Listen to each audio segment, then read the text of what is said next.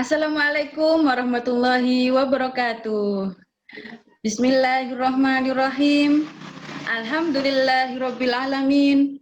Wa bihi nasta'in wa ala umurid dunyatin sayyidina wa maulana Muhammadin wa ala alihi wa sahbihi ajma'in.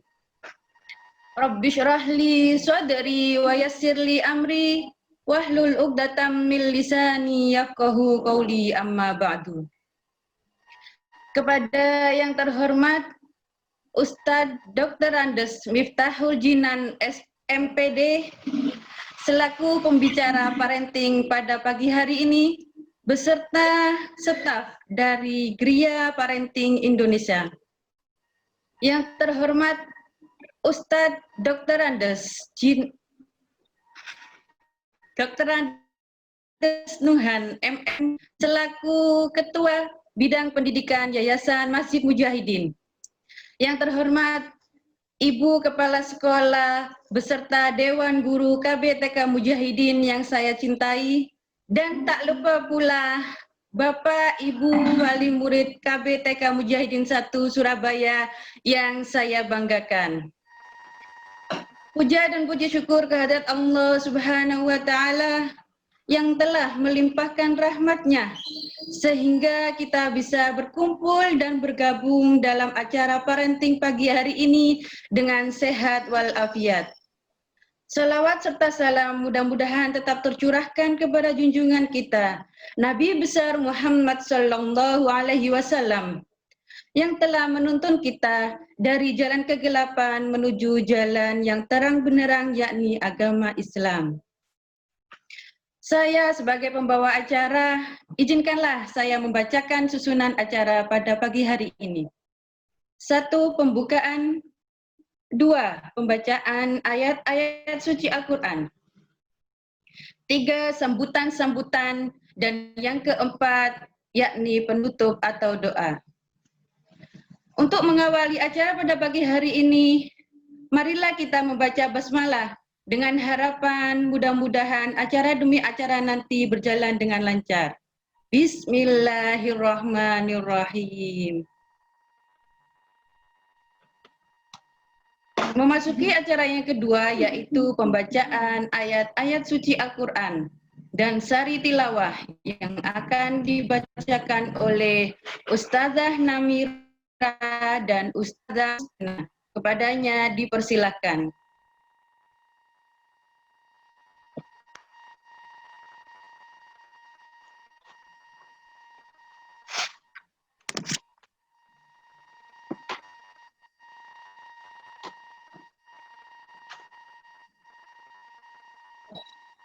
Assalamualaikum warahmatullahi wabarakatuh. A'udzu billahi minasy syaithanir rajim. Bismillahirrahmanirrahim. Ya ayyuhalladzina amanu idza qila lakum tafassahu إذا قيل لكم تفسحوا في المجالس فافسحوا يفسح الله لكم وإذا قيل انشزوا فانشزوا يرفع الله الذين آمنوا منكم والذين أوتوا العلم درجات Wallahu bima ta'maluna khabir. Shadaqallahul azim. Aku berlindung kepada Allah dari godaan setan yang terkutuk. Dengan nama Allah yang Maha Pengasih lagi Maha Penyayang. Hai orang-orang yang beriman, apabila dikatakan kepadamu, berlapang-lapanglah dalam majelis, maka lapangkanlah, niscaya Allah akan memberi kelapangan kepadamu. Dan apabila dikatakan berdirilah kamu, maka berdirilah. Allah akan meninggikan orang-orang yang beriman di antaramu dan orang-orang yang diberi ilmu pengetahuan beberapa derajat. Allah Maha mengetahui apa yang kamu kerjakan. Maha benar Allah dalam segala firman-Nya. Wassalamualaikum Assalamualaikum warahmatullahi warahmatullahi wabarakatuh. wabarakatuh.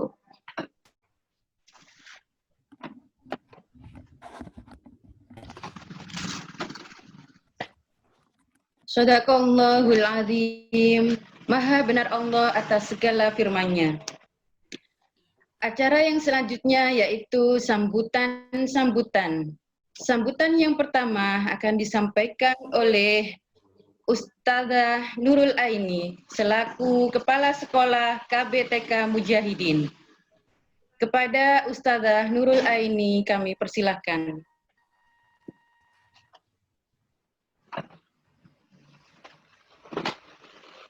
A'udzubillahi minasyaitonirrajim. Bismillahirrahmanirrahim.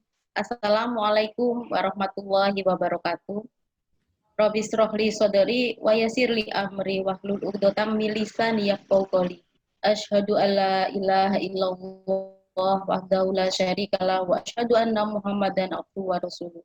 Yang saya hormati pada pagi hari ini Ustadz Miftahul Jinan yang alhamdulillah pada pagi hari ini bersedia untuk menjadi pembicara atau narasumber di kegiatan parenting kali ini.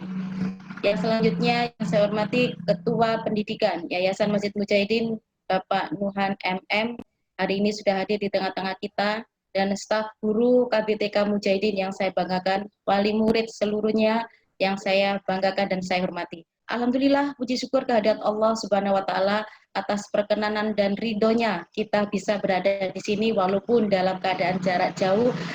Alhamdulillah masih bisa bertatap muka melihat keceriaan wali murid dan seluruh guru-guru yang pada pagi hari ini bergabung bersama kami. Saya mengucapkan terima kasih banyak kepada seluruh wali murid KBTK Mujahidin, alumni KBTK Mujahidin, dan komite KBTK Mujahidin yang atas perkasan beliau dan atas partisipasinya acara ini bisa berlanjut atau bisa terselenggara. Jauh di mata tapi dekat di hati. Mungkin pepatah itu lebih cocok untuk saat ini kita bersama-sama. Allah sedang memberikan kita cobaan seperti ini, tapi tidak menutup kemungkinan banyak hal yang kita bisa lakukan. Orang tua selama 3 bulan bingung bagaimana anak tidak masuk ke sekolah secara langsung. Saya harus memberikan apa? Saya harus bagaimana? Nah, makanya pada kegiatan kali ini kita bersama-sama untuk belajar. Guru belajar, orang tua belajar untuk memberikan bagaimana komunikasi yang efektif dan tepat untuk diberikan kepada anak. Anak merasa jenuh, mungkin orang tua juga merasa jenuh. Ada sebagian wali murid yang menyampaikan, tidak saya sekolahkan aja anak saya, toh masih TK, masih PAUD, kalau hanya seperti ini bisa saya didik sendiri. Nah, alhamdulillah pada pagi hari ini ada pakar yang mungkin nanti kita bisa belajar bersama, bisa tolabul ilmi bersama. Semoga ada manfaat yang kita ambil dari kegiatan pagi ini, dan saya sampaikan kepada wali murid untuk mengikuti kegiatan sampai akhir, sehingga apa yang kita dapatkan penuh, tidak setengah-setengah. Selanjutnya kami sampaikan terima kasih kepada Ustadz Jina dan seluruh kru dari Kriya Parenting yang sudah bekerja sama dengan Yayasan Masjid Mujahidin, utamanya kali ini di KBTK Mujahidin, yang bersama-sama untuk kita belajar, untuk kita mencari ilmu sebanyak-banyaknya tentang mendidik anak yang terbaik untuk zaman atau pada masa seperti ini. Kami atas nama KBTK Mujahidin dan Kepala TK KBTK Mujahidin mengucapkan terima kasih dan mohon maaf jika penyelenggaraan kali ini adalah hal yang kurang berkenan. Hanya kepada Allah kesempurnaan, dan kali ini mari kita ikuti bersama-sama dengan niat tolabul ilmi. Ihdinas siratal mustaqim. Wassalamualaikum warahmatullahi wabarakatuh.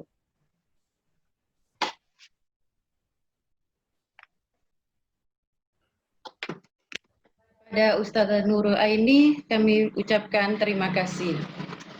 Sambutan yang kedua akan disampaikan oleh Ustazah Nuhan MM selaku Ketua Bidang Pendidikan Yayasan Masjid Mujahidin.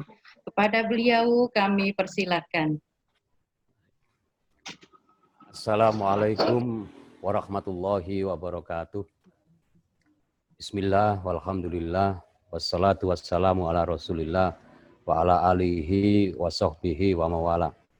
La hawla wa la quwata illa billah, amma ba'd. Yang saya hormati Ibu Kepala TK Mujahidin beserta para pembina, para pendidik di TK. Yang saya hormati juga narasumber Ustadz Miftahul Jinan, serta para orang tua yang pagi hari ini berada di tempatnya masing-masing. Alhamdulillah, kita bersyukur pada Allah SWT bisa berjumpa melalui jarak jauh. Kita dari lokasi sekolah, ibu-ibu, dan juga mungkin bapak-bapak yang aktif mengikuti acara ini di tempatnya masing-masing, dan narasumber juga berada di tempatnya masing-masing. Mudah-mudahan pertemuan forum seperti ini tidak mengurangi manfaat, tetap banyak hikmah yang kita peroleh. Salam dan salam untuk junjungan Nabi besar kita Muhammad Sallallahu Alaihi Wasallam.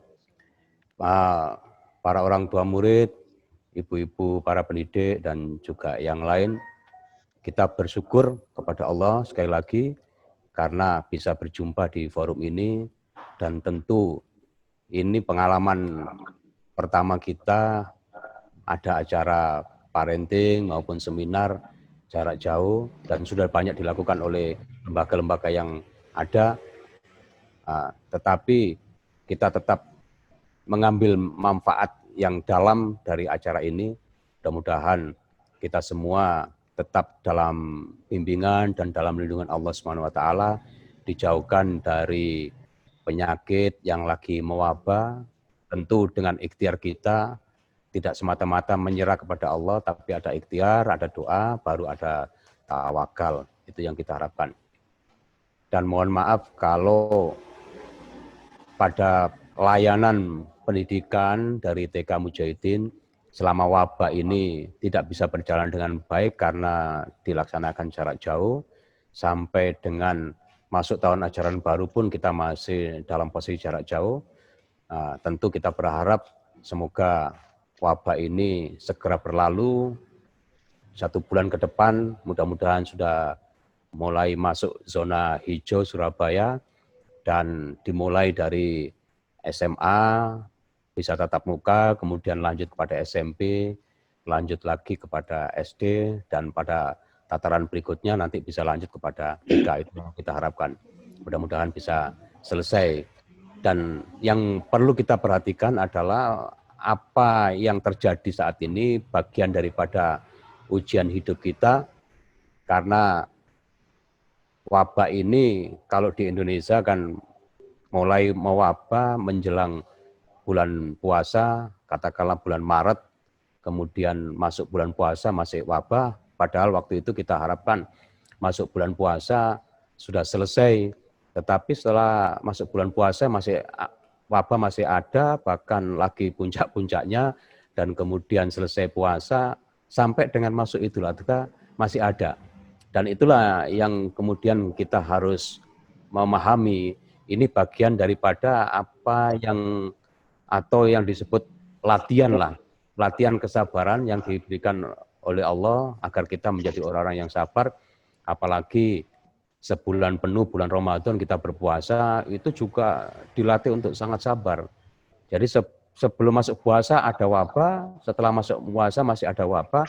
Nah, sejauh mana kita bersabar, sejauh mana kita bisa berpuasa juga, ya kan? Karena kehidupan kita tidak bisa sesempurna pada saat situasi normal, dan anggaplah apa yang terjadi ini bagian daripada kelanjutan puasa kita. Kita tidak puasa, atau kita ini puasa yang dalam arti masih boleh makan, boleh minum, tapi puasa untuk tidak mengikuti keinginan yang berlebih-lebih, untuk bisa tidak sering terlalu keluar rumah, kemudian tidak menggebu-gebu untuk ke tempat hiburan, ke tempat belanja. Kalau bisa belanjanya ya belanja jarak jauh, belanja online, nah, seperti itu. Itu bagian daripada menguji kesabaran kita, bagian daripada puasa kita. Tidak semata-mata puasa kemudian tidak makan dan tidak minum, tetapi untuk bersikap sabar itu yang paling penting. Dan sebulan berpuasa itu bagian daripada latihan bersabar, kemudian kita lanjut sampai sekarang untuk tetap bersabar, ya. Kemudian selalu taat akan ketentuan-ketentuan yang diberikan kepada kita. Kalau puasa kita taat kepada apa yang ditentukan oleh Allah Subhanahu wa taala, tapi di luar puasa kita juga taat terhadap ketentuan duniawi, ya, sebagian daripada upaya menghindarkan diri dari penyakit itu ya kita harus taati. Tidak boleh kemudian kita tidak menjaga jarak, tidak pakai masker, kemudian tidak selalu cuci tangan. Di dalam Islam kan yang diajarkan kepada kita itu kan hidup bersih, ya. At-tahuru satrul iman. Bersuci itu bagian daripada iman. Nah, kita selalu diajarkan bersuci sehari 5 kali. Mencuci tangan, sekaligus juga mencuci wajah kita, rambut kita, kaki kita, dan lain sebagainya. Oleh karena itu, kebiasaan hidup bersih di saat pandemi ini dengan mencuci tangan, sekaligus kita budayakan bahwa setiap kita kehilangan kesucian dalam arti batal, ya, batal, maka kita berwudu kembali. Jadi berwudu kita tidak semata-mata menjelang sholat, tapi berwudu setiap saat. Jaga kebersihan kita dengan cuci tangan melalui berwudu. Setiap kita batal, berwudu lagi. Sehingga cuci tangan kita itu bisa sampai 10-15 kali sehari. Karena di samping untuk sholat dan juga untuk menjaga kesucian setiap saat. Kemudian selalu pakai masker. Bukan semata-mata pakai masker, lesan mulut kita tutup, tetapi lesan kita jaga.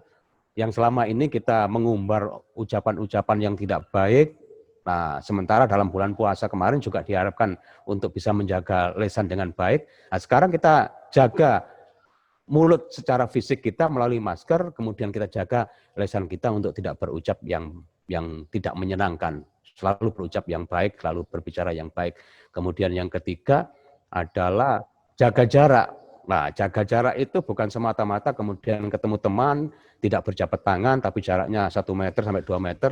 Tapi jaga jarak itu artinya kita tidak mengumbar keinginan untuk berkumpul terhadap semua orang, tapi mari kita berkumpul kepada orang-orang yang soleh. Kalau kita berkumpul dengan orang-orang yang jual minyak wangi, bau kita akan wangi. Kita berkumpul dengan orang yang soleh, insya Allah kita akan menjadi orang-orang yang soleh. Baik, selamat mengikuti acara ini, mudah-mudahan banyak manfaat walaupun jarak jauh, dan Allah menjauhkan diri kita dari segala bencana, dari segala wabah, dari segala penyakit yang berat maupun yang ringan. Terima kasih. Assalamualaikum warahmatullahi wabarakatuh. Waalaikumsalam warahmatullahi wabarakatuh. Kepada Ustadz Nuhan kami ucapkan terima kasih. Untuk wali murid yang baru bergabung, saya ucapkan Assalamualaikum. Ya, memasuki acara yang keempat yaitu penutup atau doa yang akan disampaikan oleh Ustazah Siti Harisa SPDI. Kepadanya silakan.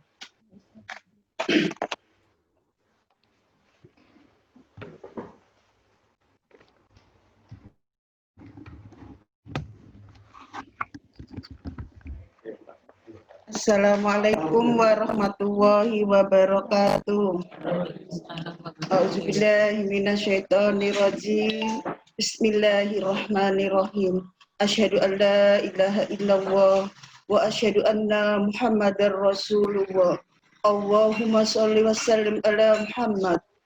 Allahumma inna nas'aluka salamatan fid din wa afiyati fi jasadi wa ziyadatan fi ilmi wa barakatan fi rizqi wa taubatan qablal maut wa rahmatan indal maut. Allahumma hawwin alaina fi sakaratil maut wa najata minan nar wa fal indal hisab.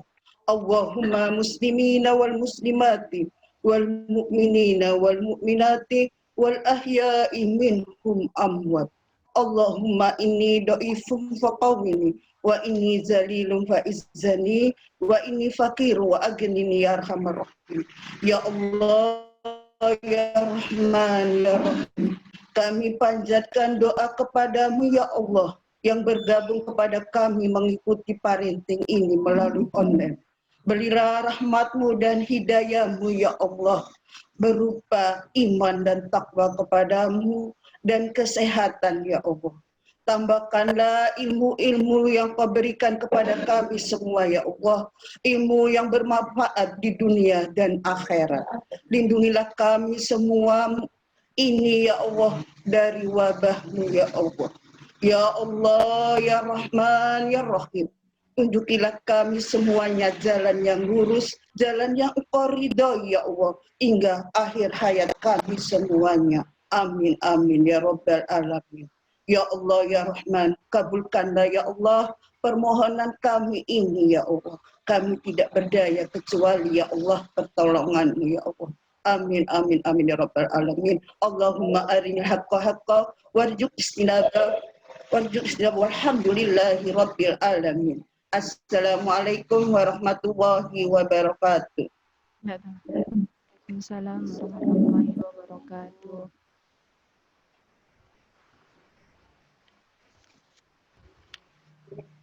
Amin, amin, ya Rabbal Alamin. Peserta parenting yang berbahagia, kini beralihlah pada acara puncak kita, yakni acara parenting, dengan tema membangun sinergi antara sekolah dan keluarga melalui komunikasi yang indah kepada anak, yang akan dimoderatori oleh Ustazah Intan Milasari, SPD. Beliau adalah Sarjana Pendidikan Universitas Islam Negeri Surabaya, selaku Guru KBTK Mujahidin 1 Surabaya. Namun sebelum acara puncak kita mulai, saya sebagai pembawa acara mengucapkan banyak-banyak terima kasih. Dan kiranya ada salah-salah kata, saya mengucapkan maaf yang sebesar-besarnya. Billahi taufiq wal hidayah. Wassalamualaikum warahmatullahi wabarakatuh. Kepada Ustazah Intan Milasari, SPD, kami persilahkan.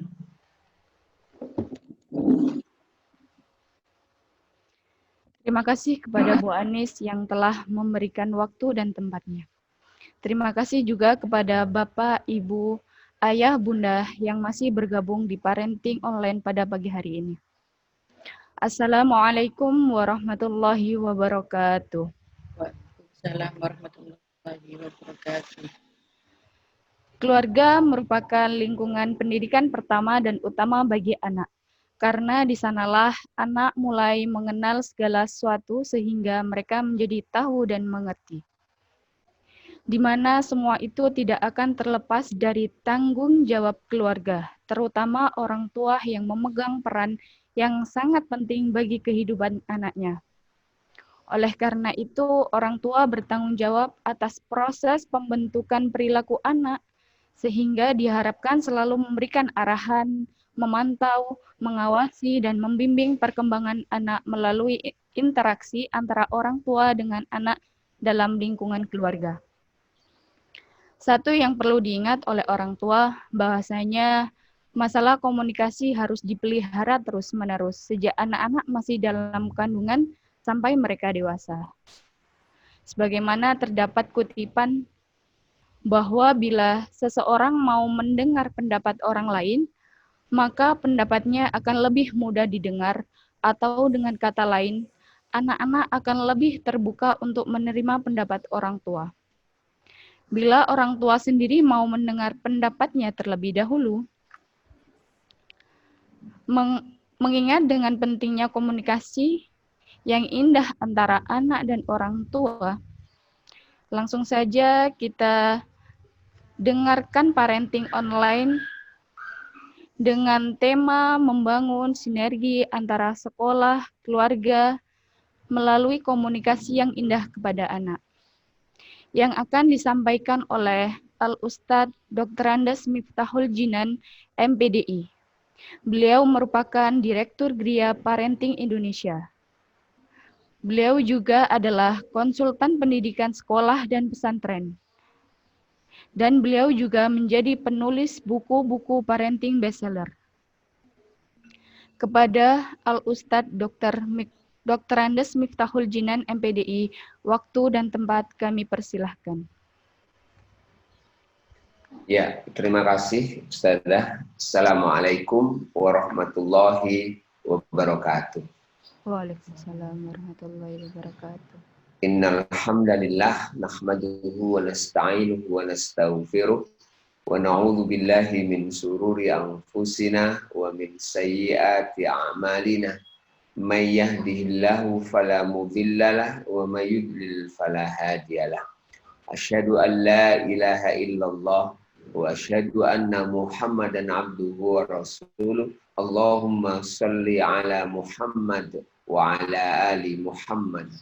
Qala Allah Ta'ala fi kitabil aziz, ud'u ila sabili rabbika bil hikmah wal mau'izatil hasanah wajadilhum billati hiya ahsan inna rabbaka huwa a'lamu biman dhalla an sabili wa huwa a'lamu bil muhtadin. Shadaqallahul azim. Yang kami hormati Ustadz Muhan, Ustadz dan Ustazah Kepala Sekolah KPTK Mujahidin 1, Bapak Ibu Wali Murid. Alhamdulillah pagi hari ini saya senang sekali bertemu dengan Bapak Ibu semuanya, keluarga besar KPTK Mujahidin 1. Temanya adalah tentang berkomunikasi. Saya masih ingat sekitar 1 minggu yang lalu, anak saya minta izin kepada saya, Bi, boleh ya saya pinjam bola basketnya. Bola basket ini sebenarnya adalah alat peraga di kantor saya. Dan memang disimpan di lemari, terus saya bilang, boleh. Asal kamu mengembalikan setelah selesai. Anak ini main basket, saya melihat 2 hari, kemudian setelah hari ketiga dan hari keempat saya perhatikan bola basketnya itu sudah tidak dipakai lagi. Tetapi dia meletakkannya di kamarnya. Saya bertanya kepada anak ini, Le, apakah sudah selesai bola basketnya? Kamu naruh bermainnya? Sudah selesai. Saya pikir dengan statement ini anak saya paham dan dia mengembalikan. Kemudian saya lihat sorenya kok masih ada bola basket itu di kamarnya. Berarti mungkin belum paham ini. Saya tanya lagi, Le, kalau sudah selesai main bola basketnya, ditaruh di mana bola basketnya? Terus kemudian dia bilang, itu ya nanti saya kembalikan. Yes, saya itu. Kemudian besoknya saya lihat, loh kok masih ada. Nampaknya belum jelas. Saya bilang lagi, Le, kapan kamu mau membalikan? Sebentar lagi saya kembalikan. Oke, saya berlalu dari anak ini. Sampai akhirnya saya lihat sorenya lagi belum dikembalikan lagi. Kemudian ini yang keempat nih saya bilang, sudah Kak Le, Abi tunggu di sini sampai kamu mengembalikan bola basket itu ke tempatnya. Dan memang saya tunggu dan dia baru bergerak. Saya harus berkomunikasi pada anak ini untuk satu objek, satu aktivitas mengembalikan bola basket itu 4 kali, bahkan tadi 5 kali. Ngomongnya mudah, tapi yang sulit itu adalah peace control-nya itu loh.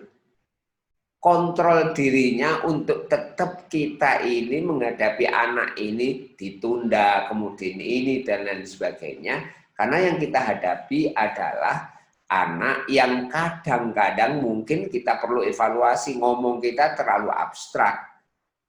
atau terlalu halus, atau kita sering habis ngomong berlalu dari anak, sementara anak fokus di gadgetnya. Akhirnya nggak fokus lagi pada bola basket itu. Dan inilah salah satu ya sedikit cerita bahwa yang namanya berkomunikasi dengan anak itu ada seninya, ada perlu sesuatu yang indah yang harus kita sharingkan dan sebagainya. Cuma saya tertarik dengan sebuah sabda Rasulullah Shallallahu Alaihi Wasallam, "Man kana yu'minu billahi wal yaumil akhir falyakul khairan aw liyasmut." Barang siapa yang beriman kepada Allah dan hari akhir, maka hendaklah berbicara baik atau diam.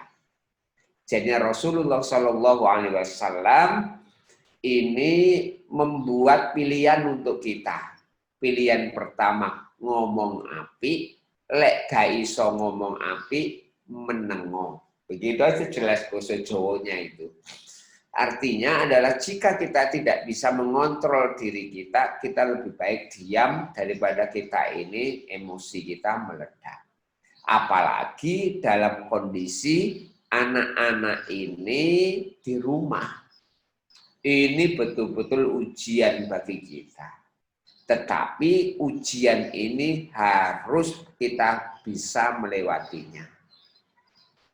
Jadinya begitu. Contoh, saya perhatikan istri saya menyiapkan anak mau berangkat sekolah itu ya semenjak sebelum subuh, habis subuh nyiapkan, masak dan sebagainya, sampai jam 6:30 anak-anak pada berangkat ke sekolah. Saya perhatikan setelah itu istri saya plong rasanya, bisa duduk santai, agak leyeh-leyeh, baru nanti jam 8 atau jam 9 mulai tugas lagi masak dan lain sebagainya. Tetapi di masa pandemi ini itu tidak terjadi. Kita harus menunggu dan mendampingi anak-anak kita, mau tidak mau. Mau tidak mau. Peran tentu berubah. Ada perbedaan peran kita. Tetapi saya yakin bahwa Bapak Ibu semuanya, untuk anak semuanya harus. Mohon maaf.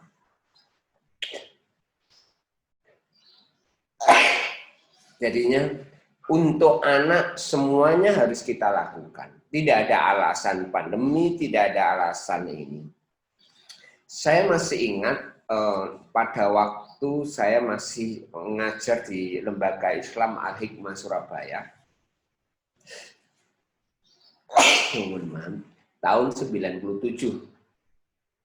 Di situ ada masa krisis.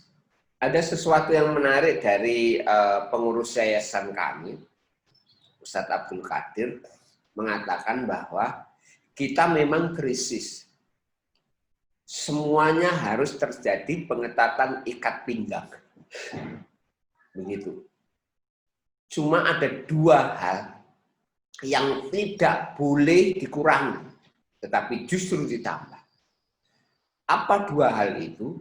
Yang pertama adalah dana untuk keamanan, karena masa krisis riskan keamanan. Yang kedua yaitu dana untuk perpustakaan.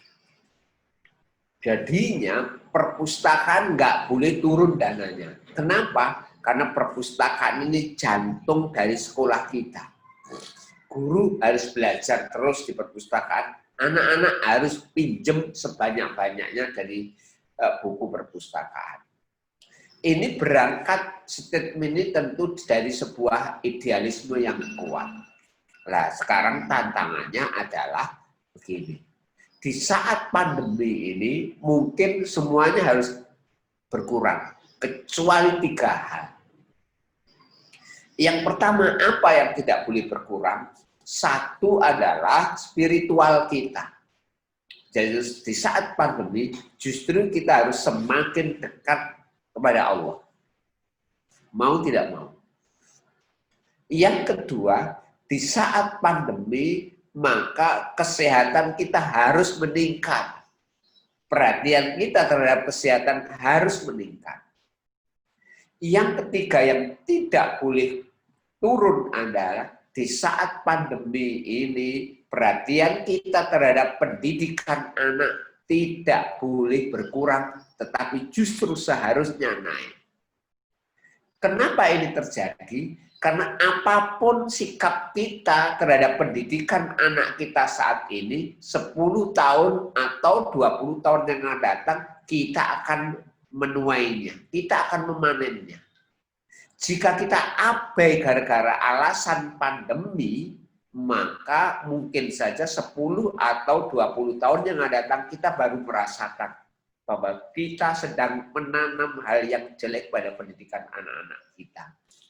Sehingga apapun yang terjadi di masa pandemi, kita capek, kita ketemu sama anak 24 jam rasanya bosan dan lain sebagainya. Bosan atau tidak bosan, kita harus menghadapinya. Dan salah satu hal untuk anak-anak TK yaitu masalah komunikasi kita dengan anak. Ini adalah sesuatu yang penting kita pertimbangkan dan kita jalani. Bapak Ibu yang dirahmati oleh Allah Subhanahu wa taala, kita melihat anak-anak kita ya kalau saya ya biasanya anak saya kelas 4 SD. Kemudian dia menonton TV. Tiba-tiba adzan berkumandang. Ya biasanya saya bilang, "Mas, waktunya sholat." Gitu. Jawaban anak saya, "Sebentar Bia, sebentar." Oke, sebentar, saya tunggu sebentar. Lah, saya tunggu sekitar 2 menit, kok masih lihat TV terus. Saya bilang, "Mas, sebentar lagi qomat loh." Jawabannya, "Sebentar Bi, sebentar." Biasanya yang ketiga Bapak Ibu yang kita lakukan, volumenya naik atau volumenya turun. Mayoritas naik loh. "Mas!" Begitu. Kita bentak anak kita dan akhirnya anak ini berdiri lari ke kamar mandi. Lah pertanyaannya, anak ini lari ke kamar mandi untuk ambil air wudhu karena sadar waktunya sholat atau karena takut auman harimau. Sering loh karena takut auman harimau. Apa artinya Bapak Ibu? Seringkali kita ini berteriak-teriak di dalam cara kita berkomunikasi dengan anak. Seakan-akan teriakan itu lebih manjur. Anak kita coret-coret di dinding, padahal dinding baru disandi cat begitu. "Dek!" Begitu, kita teriak. Memang kelihatan yang namanya berhenti dia. Tetapi anak-anak apalagi di usia dini seperti ini sering diteriaki, maka hatinya itu menjadi keras Bapak Ibu. Tolong hal yang pertama apalagi untuk anak-anak usia dini, kalau kita melihat anak-anak kita itu kok bernyoret-nyoret yang namanya temboknya, udah didatangi saja, "Mohon maaf ya spidolnya saya simpan." Atau "Mohon maaf ini lo kertas nyoretnya di sini." Itu jauh lebih baik daripada kita membentak. Apalagi kalau anak membawa susu, lalu susu itu boleh ditaruh di lantai dan kemudian segelas susu yang masih penuh itu kemudian tumpah di lantai. Seringkali kita berteriak itu. Maka yang pertama Bapak Ibu yang harus kita hindari menghadapi anak-anak kita adalah hindari berteriak. Apalagi anak-anak usia dini. Anak-anak usia dini. Saya mohon ini hindari. Nah, kenapa sih sebenarnya? Mari kita lihat firman Allah di dalam surat Al-Hujurat ini. "Innalladzina yaghudzuna aswatahum 'inda Rasulillahi ulaikal ladzina imtahanallahu qulubahum littaqwa." Artinya adalah sesungguhnya orang-orang yang merendahkan suaranya di sisi Rasulullah, mereka itulah orang yang telah diuji hati mereka oleh Allah untuk bertakwa. Bagi mereka ampunan dan pahala yang besar. Artinya orang yang terbiasa berbicara dengan lembah lembut, tidak meninggikan suaranya, maka sebenarnya hati mereka lebih dekat dengan ketakwaan. Saya mohon Bapak Ibu, kita ngomong sama anak-anak kita, apalagi usia dini, saya mohon hindari membentak, hindari berteriak. Cukup kalau anak main-main sesuatu yang tidak layak dipermainkan, ya tolong angkat anak dari tempatnya atau ambil sesuatu yang untuk main-main itu. Tidak perlu yang namanya berteriak, tidak perlu membentak. Karena di usia-usia seperti ini, anak melakukan itu bukan sengaja, tapi dorongan rasa ingin tahu dan mengeksplor lingkungan sekitarnya. Contohlah, mohon maaf, anak saya tiba-tiba membuka tempat beras rumah. Tentu dia melihat beras dan memegang itu, dia akan main-mainkan itu, dia ambili yang namanya cangkir-cangkir dan dia masukkan ke tempat beras itu, lalu dia belajar yang namanya mengambili, menaruh di cangkur yang lain, mengambil lagi, dan tentu banyak beras yang kadang-kadang berjejeran di luar tempat beras itu. Sikap kita ya bukan berarti anak ini nakal, tetapi anak melakukan itu karena dorongan rasa ingin tahu dan dorongan ingin mengeksplor lingkungannya. Jangan yang namanya sikapi seperti seorang anak yang melakukan kesalahan besar karena membuat beras itu berantakan dan akhirnya kita bentak, dan naudzubillah ada sebagian kita yang memukul anak itu. Jangan lakukan itu. Semuanya berangkat dari rasa ingin tahu, semuanya berangkat dari dorongan mengeksplorasi lingkungan sekitarnya. Jadinya itu yang pertama Bapak Ibu. Lah, kenapa sih sebenarnya Bapak Ibu, anak-anak yang diteriaki, maka otaknya itu yang bergerak adalah beta, kondisi aktif bergerak dan pikiran bercabang. Coba perhatikan, kalau kita punya anak kecil, kalau kita teriaki, cenderung jauh lebih aktif dari temennya dan dia sulit berkonsentrasi. Karena apa? Ketika berteriak itu maka beta, kondisi otaknya itu beta. Tapi beda, nah ayo main di sini saja. Berasnya sudah banyak tumpah. Itu suara alfa itu. Tidak ada teriakan-teriakan. Relax tanpa stres. Atau theta yang lebih ini berbisik dan lain sebagainya. Oke ya, itu yang pertama yang harus kita lakukan Bapak Ibu. Yang kedua Bapak Ibu, lebih banyak mendengar. Mari kita perhatikan. Ini orang tua ini betul-betul dari sorot matanya saja memperhatikan. Yang lain, dua anak yang lain dengan memegang dagu itu mendengarkan, sementara yang namanya satu anak sedang ditanya dan sedang menjawab pertanyaan dari sang bapak itu. Ini adalah sebuah hal yang kita harus lakukan pada anak-anak usia dini. Saya merasa kasihan sekali ketika ada anak, saya bertamu, lalu tuan rumah itu punya anak, dan di sela-sela kita ngobrol itu, anaknya menyela kita, dan orang tuanya marah. Sebentar loh, Abi mau ngomong sama temennya Abi loh ini. Ya Allah, saya kasihan sekali. Hak anak ini loh lebih apa itu, lebih besar daripada hak saya. Maka tolong sebentar kita Pak, tolong dilayani sebentar, nggak apa-apa Pak, saya menunggu. Sambil melihat putranya bercerita. Saya kira itu harus yang kita harus lakukan bagi anak-anak yang usia dini. Yang kadang-kadang kita sendiri nggak ada waktu-waktu khusus untuk mendengar ini. Kenapa masalahnya? Mendengar seperti ini, dengan tatapan seperti ini, itu memunculkan attachment, kelekatan. Dan anak-anak yang seperti ini nantinya ketika dewasa sangat dekat dengan orang tuanya.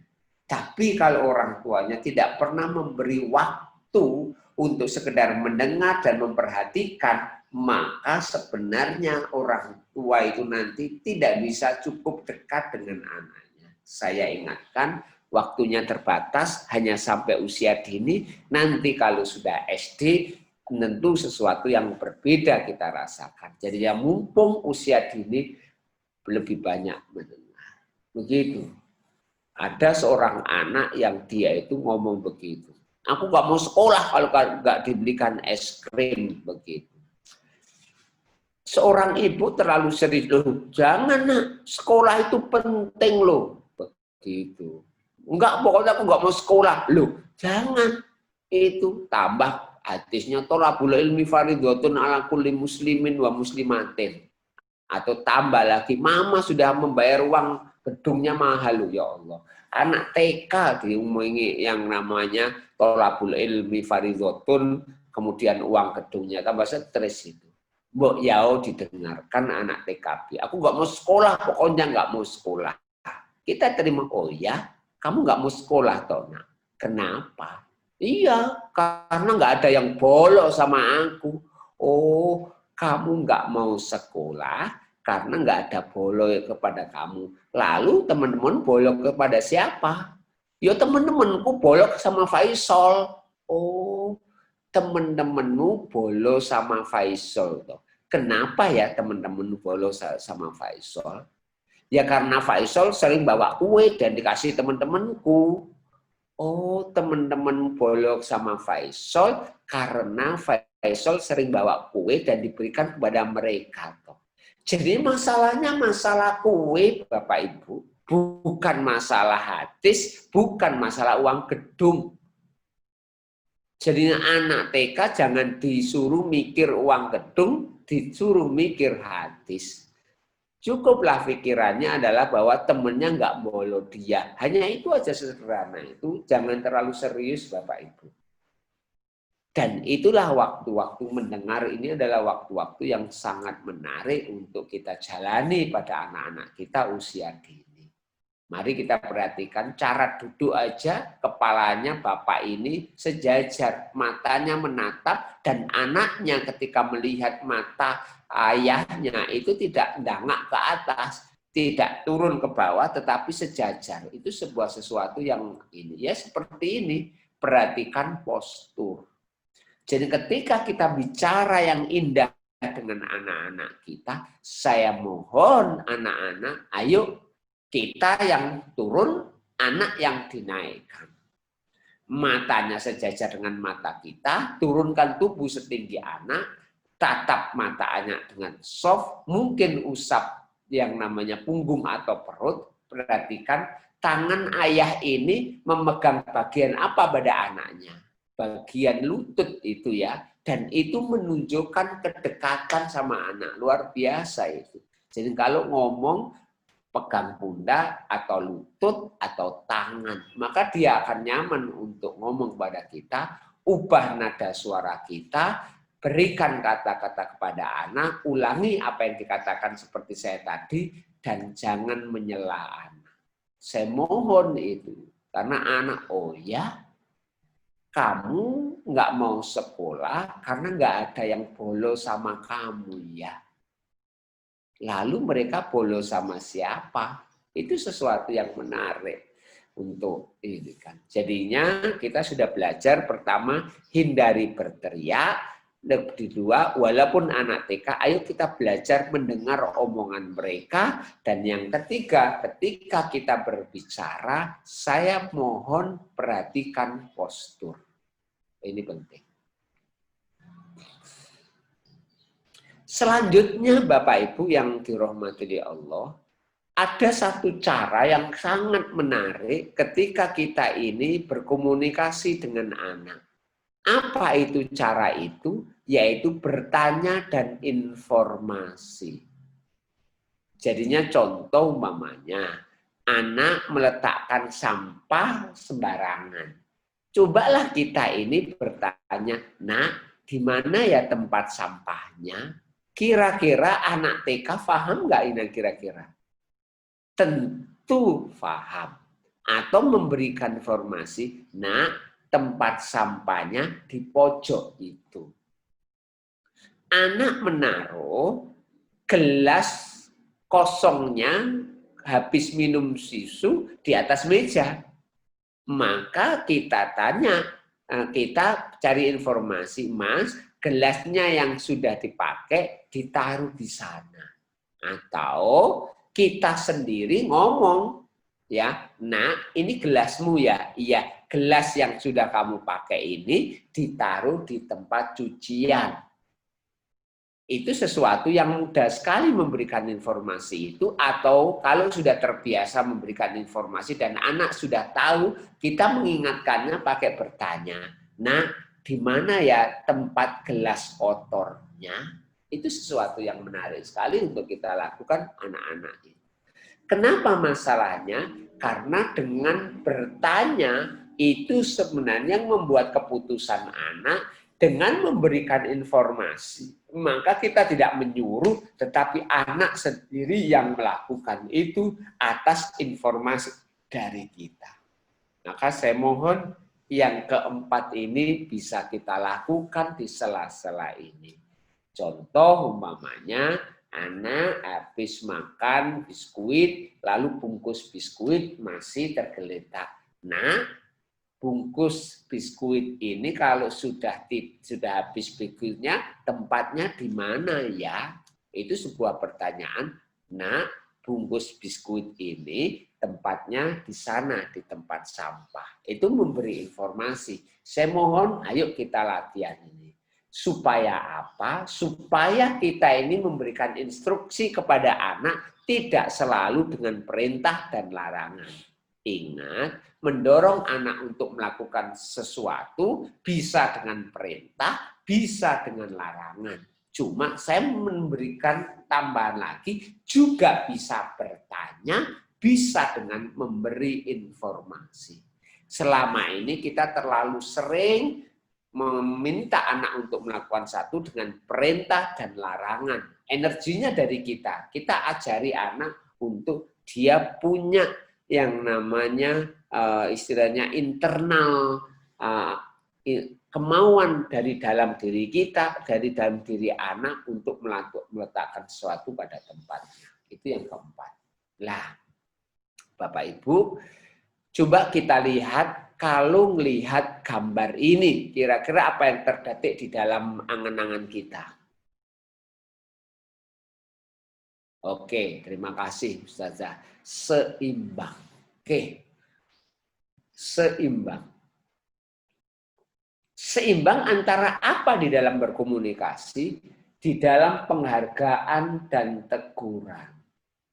Saya mohon kita sebagai orang tua, lalu kita menghadapi anak-anak kita di rumah yang sedang PJJ, di mana sebenarnya yang PJJ itu sebenarnya orang tuanya, karena yang mendampingi full orang tuanya, gurunya mengajari orang tua bahwa jangan terus-terus ditegur. Antara penghargaan, memuji, dengan menegur itu minimal harus seimbang. Minimal seimbang.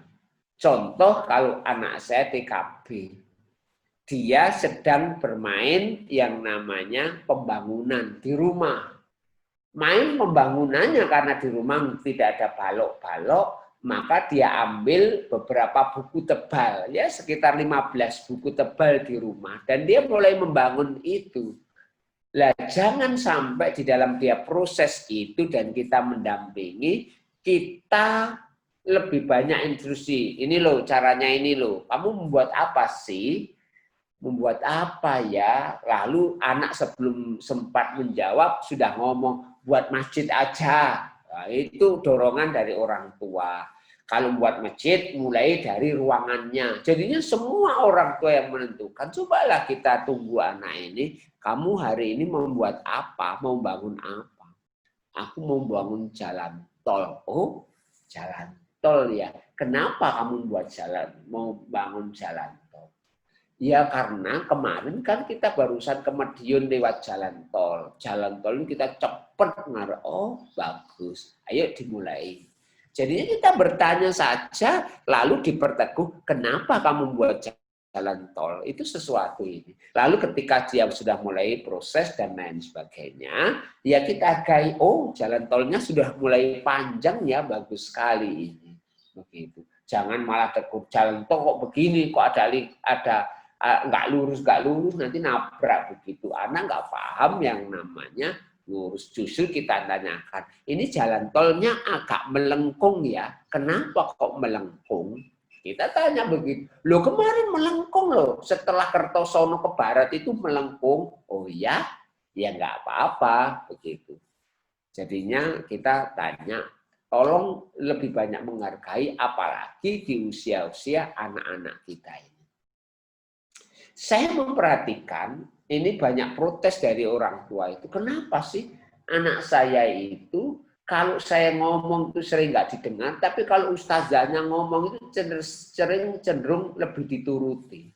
Kalau saya perhatikan adalah kenapa kok ustazahnya lebih mudah dituruti? Satu, ustazahnya itu pinter ngelem, pandai menghargai.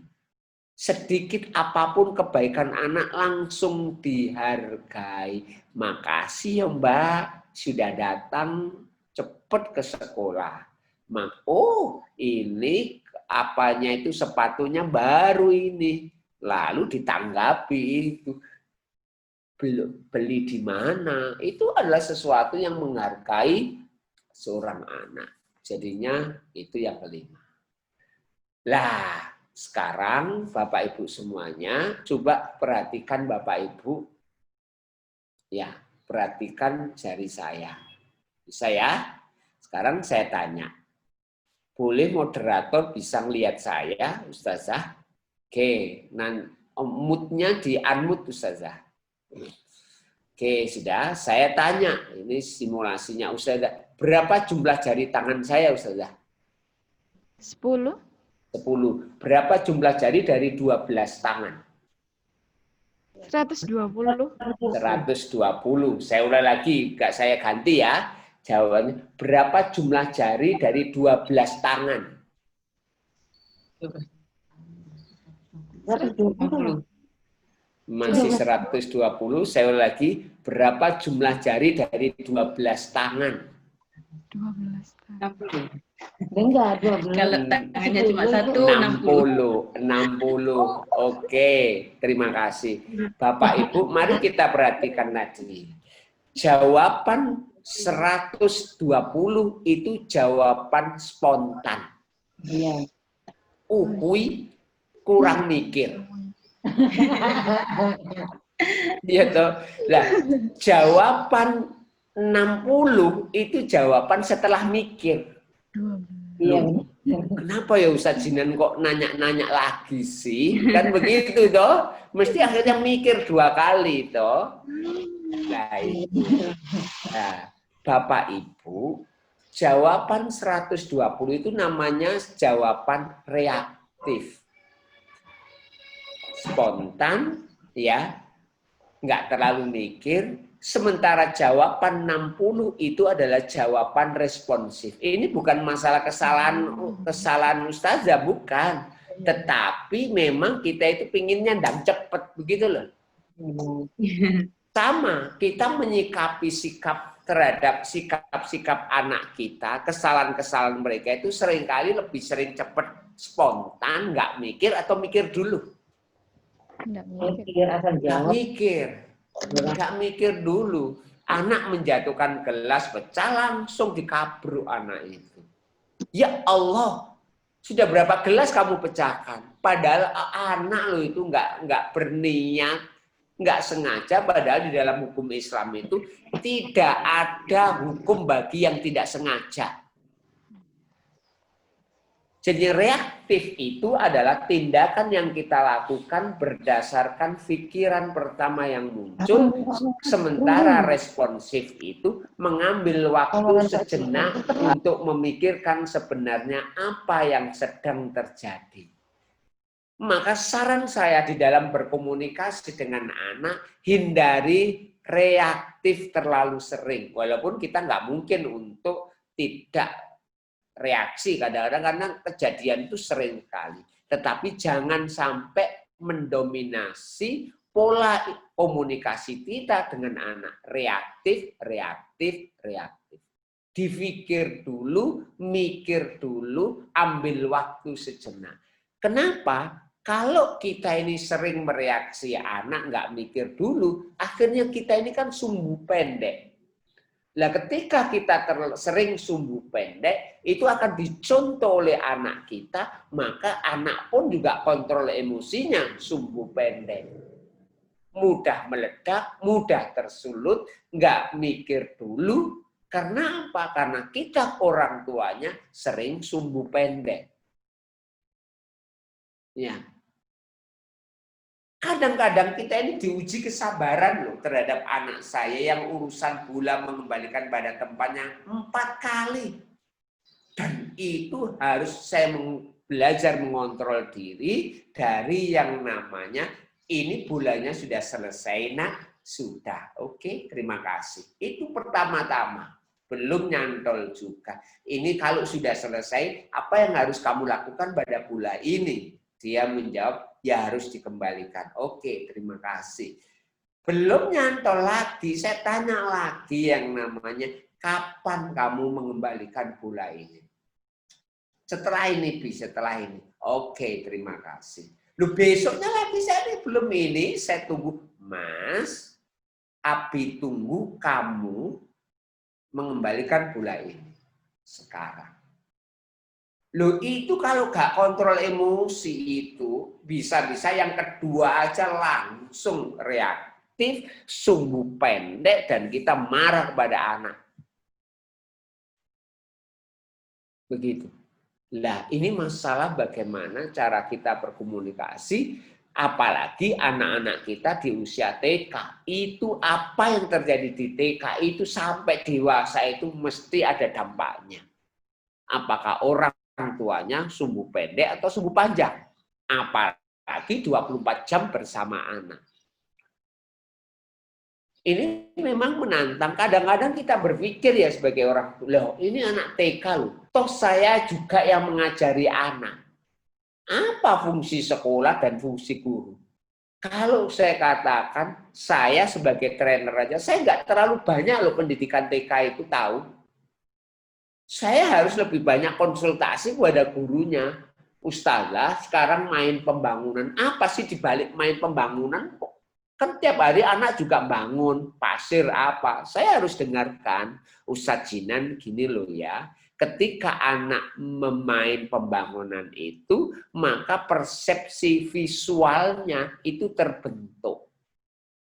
Saya pusing lagi. Apa sih maksudnya persepsi visual itu, Ustazah?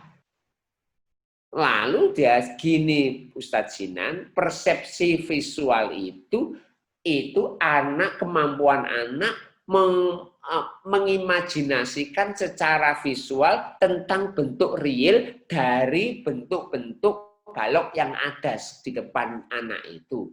Contoh umpamanya, kalau ada jembatan, maka persepsi visualnya dia mikir jembatan, dia membayangkan, oh jembatan kali berantas begitu antara yang namanya Jombang sama Kertosono begitu. Lalu dia membayangkan oh kalau diwujudkan dalam bentuk buku adalah yaitu ada 2 buku tebal dan kemudian ditumpangi 1 buku yang panjang. Itu persepsi visual. Apa manfaatnya ke depannya? Ustazah, gini Pak Jinan, ketika seorang anak persepsi visualnya terbangun dengan main pembangunan itu, maka nantinya dia akan punya modal untuk menggambar, punya modal untuk menghitung, dan nanti mungkin punya kemampuan untuk arsitek sederhana. Itu kita harus bertanya kepada gurunya. Itu. Kok anak itu loh Sajinan hari ini memasukkan biji-biji ke botol, apa sih manfaatnya? Nah ini orang tua harus bertanya kepada gurunya dan gurunya harus melayani satu kelas anggap aja 20 orang tiap hari melayani telepon, melayani jabrian. Jadinya gurunya tambah sibuk. Bahkan ketika saya tanya, kalau saya memilih Ustaz Jinan, lebih baik langsung saya ajari anak itu daripada ngajari wong tua nih. Begitu. Jadinya kalau pilih-milih, tetapi ini kondisinya belum bisa ketemu, dan orang tua jangan menganggap remeh terhadap bermain anak itu. Karena justru di permainan itu banyak sekali karakter-karakter yang terbangun, skill-skill interaksi juga ini, terus kemampuan-kemampuan yang namanya akademis terbangun. Oke, nah yang ketujuh adalah Bapak Ibu, masalah labeling anak. Di dalam surat Al-Hujurat, wala tanabazu bil alqab. Jangan mudah-mudah menyampaikan lakob atau label negatif kepada selain kamu. Artinya adalah terhadap anak pun juga hindari. Ya Allah nak, kok kamu malas sekali, itu sudah label. Ya Allah nak, ojo bandel-bandel toh, itu juga sudah label. Apalagi anaknya agak gendut, sini ndut, itu sudah label yang negatif. Kita sudah diajari oleh Allah dengan label positif, miftahul jinan. Itu berarti label positif, nama positif. Untuk apa? Supaya yang namanya anak-anak kita itu nanti saya berharap, oh ini adalah kuncinya surga. Itu sebuah ini. Ada yang namanya Hasanah, berarti namanya Siti Hasanah, berarti seorang perempuan yang betul-betul baik akhlaknya. Itu adalah sebuah label-label yang positif. Tapi di dalam kehidupan sehari kita seringkali mengatakan gendut, terus kemudian lelet, kemudian males, kemudian bandel, nggak nurut. Itu kadang-kadang dengan emosi kita menyampaikan itu. Hindari label-label itu, kita berikan label yang baik. Rasulullah memberikan label pada istrinya yang tercinta, itu namanya Humairah. Ya, pipi yang memerah, dan itu menunjukkan bahwa Rasulullah itu menghargai yang namanya istrinya. Oke, sementara itu Bapak Ibu, kita akan sharing setelah ini tentang komunikasi dan lain sebagainya. Assalamualaikum warahmatullahi wabarakatuh.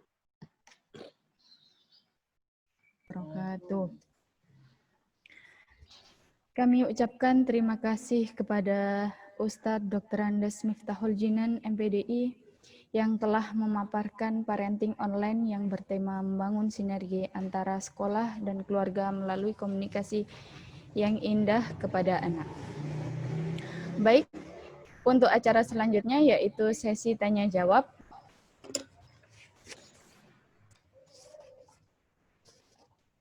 Dipersilahkan kepada setiap wali murid yang ingin bertanya bisa mengajukan pertanyaan di kolom chat. Nanti dipersilahkan menuliskan nama anak, umur, beserta pertanyaannya.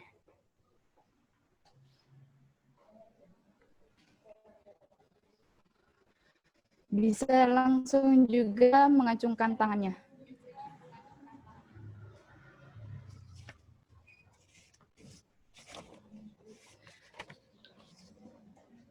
Sebelumnya sudah ada yang bertanya, Ustadz? Monggo. Oke. Yang pertama dari Mama Hisham, dari kelompok A, umur 4 tahun. Iya, umur 4 Pertanyaannya, tahun, TKA. Bagaimana cara meyakinkan anak untuk belajar sendiri tanpa disuruh? Ya, terima kasih Bunda. Jadinya begini, anak TKA tentu perlu didorong. Nggak mungkin anak itu belajar sendiri tanpa didorong, karena ini usianya masih kecil sekali. Dan tugas kita adalah yang penting bagaimana mendorong anak untuk belajar. Untuk anak TKA, ya tentunya kita sendiri harus mempersiapkan bahan ajar itu. Anggap aja sekarang itu hari ini adalah tentang bermain pasar-pasaran, kan begitu toh? Maka sebenarnya kita sendiri yang harus memulai mendampingi anak itu. Nggak bisa anak itu kamu bermain pasar sendiri karena mama masak. Nggak mungkin anak TK. Ya jadinya anggap saja permainannya sekarang bermain pasar-pasaran dalam konteks yaitu bermain peran. Bermain peran ada kan? Nah, ketika bermain pasar-pasaran ya kita tanya, ya bisa saja dimulai dari mengajak anak ini ikut ke pasar pagi harinya. Itu kan sebuah proses. Nah, setelah itu kemudian sambil di dalam proses ini coba lihat di pasar itu apa saja ya untuk membangun memori dia, mindset dia terhadap pasar itu. Itu kita harus membuat rencana itu. Nah, tentu informasi tentang hari ini bermain peran, temanya adalah pasar, itu malamnya harus diinformasikan oleh gurunya, sehingga para orang tua itu enggak blank besok apa yang dilakukan itu. Nah, paginya apa sih yang dilakukan oleh guru? Paginya mungkin pakai Zoom melakukan pijakan. Awal tentang yang namanya tema adalah pasar hari itu. Tetapi orang tuanya kalau habis subuh mengajak anaknya ke pasar, top, markotop itu. Nah, setelah itu, maka karena di rumah hanya mamanya dan anak, ya tentu ada dua orang itu yang saling ini nggak bisa. Kamu main pasar-pasar sendiri, mama mau masak, nggak bisa. Memang kita meluangkan waktu dan mulailah bermain pasar. Basisnya apalah? Apa yang ada di rumah kita siapkan uangnya. Ayo kita membuat uang ya. Ketika membuat uang itu menggunting itu bagus. Ya toh, itu motorik halus menggunting itu. Luar biasa. Ayo gunting uang luar biasa. Kemudian menulisi uangnya biasanya berapa? Kita lihat ini. Itu juga ini. Sudah ya uangnya, lalu ayo kita nyari barangnya. Kita jual beli apa hari ini? Sepakati dan lain sebagainya. Oh, alat-alat dapur, ambil alat dapur semuanya. Oh, luar biasa, nggak akan kehabisan nih. Oh, ya, kalau ambil buku nggak menarik, anak-anak buku nggak menarik, alat dapur yang paling menarik itu ya. Ya. Atau kalau di rumah kebetulan banyak kue, ya silakan kuenya diturunkan semuanya untuk pasar-pasaran. Saya anggap nggak bisa ya anak-anak main pasar-pasaran mandiri, kecuali ada kakaknya atau tetangganya diajak masuk gitu. Sekolahnya sama-sama di Mujahidin Sempurna begitu, ya toh, sempurna gantian masuk jadi satu tempat kita bermain pasaran hari itu. Yang mendampingi adalah bunda yang satu, besoknya pindah lagi bunda yang satu. Itu sesuatu yang sangat luar biasa. Jadinya begitu untuk anak TK, ayo kita sadari anak-anak TK ini pendampingannya nggak seperti anak SD, nggak seperti SMP, nggak mandiri mereka belajar, nggak mungkin. Harus kita dampingi secara intens. Gitu, terima kasih Ustazah. Terima kasih Ustadz atas paparannya. Pertanyaan yang kedua ada dari Mama Zaidan. Ya. Assalamualaikum, dari Zaidan TKB. Bagaimana seandainya kita selama ini terlanjur memberitahu dengan nada tinggi ketika anak tidak menurut? Oke, terima kasih. Cara memberi, ya tinggal diganti aja. Tinggi, energinya besar, anak nggak nurut. Kan nggak enak. Maka lebih baik yang namanya turunkan itu dan anak nurut. Saya biasanya menegur anak itu 2 kali. Ketiganya langsung action saya. Contoh langsung action begini. Anak saya TKA. Saya biasakan untuk setiap kali baju kotornya saya taruh di baju kotor. Minggu pertama, total kita sebagai orang tuanya yang melakukan itu. Mas, ini baju kotormu sudah selesai, sudah tidak dipakai, tidak. Saya taruh ya di tempat baju kotor ini. Anak melihat proses itu. kemudian istri saya juga melakukan itu. 1 minggu pertama total yang melakukan orang tua, anak hanya nonton saja. Lah 1 minggu kedua kita ini sharing. Nah, ini bajumu semuanya toh. Abi yang naruh celananya, kamu yang naruh bajunya ya. Itu proses. 2 minggu, minggu kedua itu seperti itu. Baru minggu ketiga, nah ini bajumunya. Di mana ya tempatnya? Karena kita sedang membangun pembiasaan ini. Jadi nggak boleh, ya Allah nak, mama sudah ngomong 4-5 kali, buat dirungok nih toh. Iya. Nggak boleh Bapak Ibu. Ayo kita sedang membiasakan, bukan sedang memberi peraturan. Biasakan itu. Lah, suatu hari anak sudah terbiasa, kemudian hari itu moodnya sedang jelek. Mas, di mana tempat ini? Aku nggak mau. Naruh, ya sudah nggak usah marah, Bunda, Bapak Ibu nggak usah marah. Lalu akhirnya anak ini memang nggak mau nyetel televisi. Disinilah ketegasan kita penting. Kita datangi televisinya, matikan televisinya. Mohon maaf, televisinya saya matikan ya, karena baju kotormu masih di luar. Itu tegas sih. Ya udah, nggak mau nonton TV, aku mau main di luar. Langsung pintunya saya kunci, mohon maaf, kamu boleh main di luar kalau baju kotormu ditaruh di tempatnya. Itu seperti itu. Apakah ini perlu berteriak? Enggak. Yang diperlukan ketegasan dan kontrol emosi kita. Loh, kalau dia nangis golong komeng gara-gara TV nggak boleh, main di luar nggak boleh, sementara dia nggak mau baju, biarin. Biar dia tahu yang namanya bahwa semuanya akan dia dapatkan jika dia naruh baju kotornya di tempatnya. Sederhana itu aja. Nangis kuat sing nangis atau kuat sing ngrungokne tangisan. Kadang-kadang sing gak kuat sing ngrungokne tangisan. Iya, pasti. Iya toh? Ada 2 hal, akhirnya segera dituruti atau yang kedua dibentak. Ayo diam. Begitu toh? Dan akhirnya keras hati anak-anak yang dibentak itu. Maka saya mohon Mama Zaidan jadinya turunkan aja, tapi bentuk sesuatu yang tegas itu. Saya kira itu, terima kasih. Terima kasih atas paparannya, Ustadz. Pertanyaan selanjutnya dari Mama Trisda. Ya. Assalamualaikum. Noya usia 6,5 tahun, TKB. Bagaimana cara membangun rasa berbagi terhadap adik dan rasa mengalah ke adiknya? Ya, terima kasih. Kalau boleh saya tahu, Mama Trisda, Mama, betul ya Mama tadi? Trisda. Iya, itu adiknya umurnya berapa tahun itu ya? Bisa ini? Mama Trisda, boleh nyalakan mikrofonnya? Iya. Halo, Mama Trisda. Ada.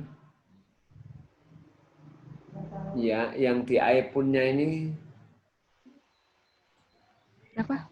Oh ya, silakan. Assalamualaikum Ustaz, usia 2 tahun. Usia 2 Usia tahun. 2 tahun. Ini anaknya 6,5 tahun masih TKA, ini memang masuknya agak terlambat ya, Bun? TKB, Ustadz. Iya, TKB, Ustadz. Di situ ada TKA itu Telah tulisannya. menulis Ustadz mungkin. Oh begitu ya, TKB ya. Iya, TKB. Oke, terima kasih. Ya, terima kasih Bun. Jadinya begini, ayo kita perhatikan ini. Anaknya yang pertama 6,5 tahun, yang kedua 2 tahun. Berapa lama anak ini menjadi tidak berbagi sama adiknya? Sekitar 4 tahunan toh? Ya, sekitar 4 tahunan. Lalu dia harus berbagi sama adiknya. Itu sebuah peristiwa yang cukup berat bagi anak itu untuk mengalah dan berbagi.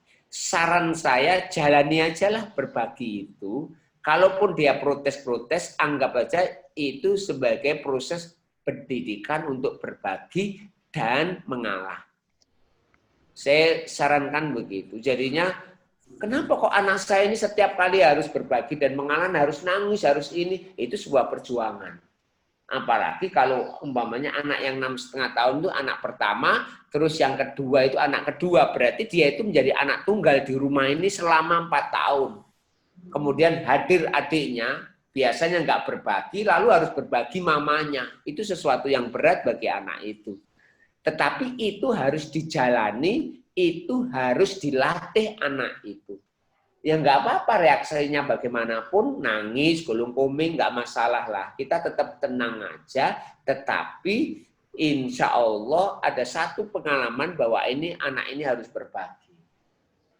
Gitu. Saya mendapati kondisi sebaliknya. Ketika anak pertama dan kedua, itu cukup jaraknya anggap aja 13 bulan atau 14 bulan. Di mana anak pertama di usia kecil itu harus berbagi sama adiknya. Dalam konteks ini seringkali adiknya yang nggak siap berbagi. Begitu. Kakaknya terbiasa mengalah, adiknya nggak siap berbagi, nggak mau mengalah. Maka tugas kita sebagai orang tua, beri pengalaman bagi adiknya untuk mengalah. Itu sesuatu yang berharga bagi anak itu. Karena hidup ini kadang-kadang harus berbagi, harus mengalah. Dan kita beri pengalaman itu. Itu sesuatu yang menarik. Sama dengan yang Ananda yang 6,5 tahun, nggak masalah lah. Kalau kebetulan dia itu nggak mau mengalah, emosinya meledak. Anggap aja itu adalah bagaimana dia bisa mengontrol emosinya dengan berbagi. Karena mengalah itu juga proses pendidikan anak untuk kontrol diri dan kontrol emosi. Nggak apa-apa Bunda, jalani aja untuk mengalah, nggak apa-apa dia itu reaksinya protes, omongan ini, Bunda jangan baper. Bunda lebih sayang sama adik ini. Ini ya dijawab aja, Bunda sayang sama kamu. Nanti kalau adik tidur, Bunda akan main sama kamu. Atau kamu main sama papa, bolehlah kamu Bunda sama adik. Aku mau main sama Bunda. Sekarang gantian. Kamu sudah sering main sama Bunda, kamu sekarang sama papa. Kadang-kadang harus begitu. Dan itu tolong kita niati untuk mendidik anak ini berbagi dan mengalah. Saya kira gitu. Terima kasih. Terima kasih Ustadz paparannya. Pertanyaan selanjutnya dari Mama Izam. Assalamualaikum. Ananda bernama Abrizam dari TKB. Iya. Dia adalah penurut, patuh, tapi kalau di depan orang ada tamu dan waktu ada acara banyak orang, dia selalu agak caper dan selalu menyelah pembicaraan dan terkadang minta sesuatu dengan sedikit teriak. Ya, terima kasih Bunda.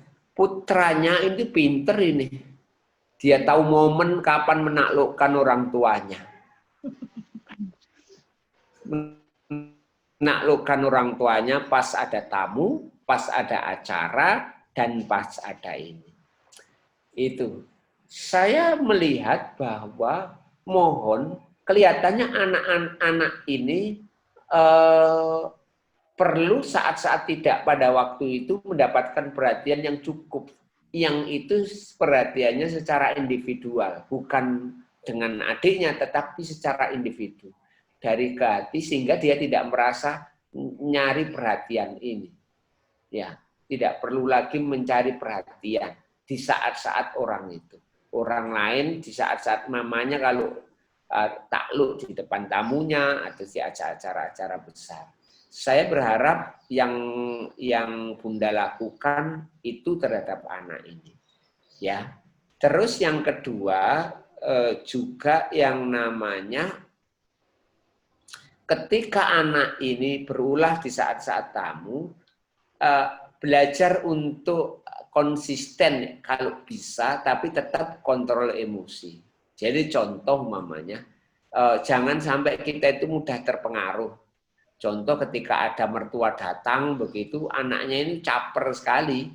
Dia minta macam-macam, minta ini, minta itu, macam-macam lah yang diminta itu. Ya kadang-kadang kita harus berani nolak, walaupun anak ini menangis di depan mertua, nggak masalah. Nggak. Kenapa sih Dok anakmu nangis terus gini? Buat dibelikan, mohon maaf untuk ini kita nggak boleh membelikan ciki. Bersikaplah ideal begitu. Anak saya tahu kelemahan ibunya adalah bahwa ketika yang namanya membawa kesualayan itu mesti minta macam-macam. Begitu toh, maka ada dua cara. Sebelum kesualayan kita tanya masing-masing boleh meminta satu. Begitu. Itu pun kadang apa kamu itu? Susu ultra, yes. Begitu. Boleh. Tapi sampai sana itu berubah loh ya. Sampai sana berubah. Lalu apa yang saya lakukan sama istri saya? Coba suatu ketika kita bersikap konsisten. Maksudnya konsisten adalah, mohon maaf, kamu minta susu ultra dan kamu sudah ngambil satu, begitu, ya sudah nggak boleh ngambil lain. Begitu. Ya sudah saya ganti yang lain. Oke, kalau kamu ganti yang lain, yang penting satu item. Aturannya begitu. Aku minta dua-duanya karena aku butuh susu ultra dan juga butuh ini. Pocari Sweat, begitu ya, tak sebutkan produk-produknya ini. Lah, kita tetap konsisten. Kalau anak menangis dan sebagainya, pernah saya katakan kita tidak jadi belanja. Kita pulang sekarang ini, tidak ada yang perlu dibeli hari ini. Disitulah ketegasan seorang laki-laki ini. Mohon maaf ibu ini. Ya. Tolong kita tidak ini. Dan ibunya harus nurut. Supaya apa? Kita sedang mengajari anak ini. Oh, keluarga ini. Kalau anak mencoba-coba ini, kita tetap konsisten. Kita pulang. Tidak ada yang perlu dibeli sekarang. Loh berarti susah, lebih susah Ustaz. Iya, tapi susah 1 kali, 2 kali, 3 kali. Lebih bagus daripada dia terus melakukan tekanan-tekanan terus panjang hidupnya. Ketika di masa-masa momen-momen anak ini lemah. Orang tuanya lemah. Begitu. Orang tuanya. Apalagi ke orang tua itu kalau dimintai terus, anaknya kemudian kainnya itu dipegangi, itu akhirnya muncul emosinya. Setelah muncul emosinya mungkin mukul atau meneriaki, toh akhirnya dibelikan. Nah itu yang lemahnya wong tua itu begitu.